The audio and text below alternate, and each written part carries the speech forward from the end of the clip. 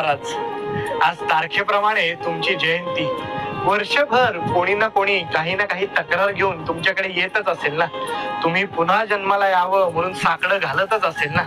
पण आज मी सगळं चांगलं सांगणार आहे. महाराज, आज कित्येक राज्यातून मुली महाराष्ट्रात येतात आणि अभिमानाने सांगतात की इथे आम्हाला जास्त सुरक्षित वाटतं, कारण स्त्रीला आदराने वागवायचं ही शिकवण तुमचीच.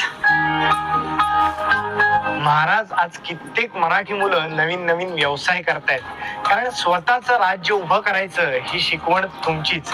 मराठी माणूस धंदा करू शकत नाही असं म्हणतात, पण मराठी माणूस फसवणूक करत नाही हे देखील तितकंच खरंय. कारण आजवर कुठलाही मराठी माणूस बँक बुडवून लंडनला गेलेला मी पाहिलेला नाही. आज उद्योगात महाराष्ट्र पुढे. देश चालवण्यासाठी लागणारा सगळ्यात जास्त निधी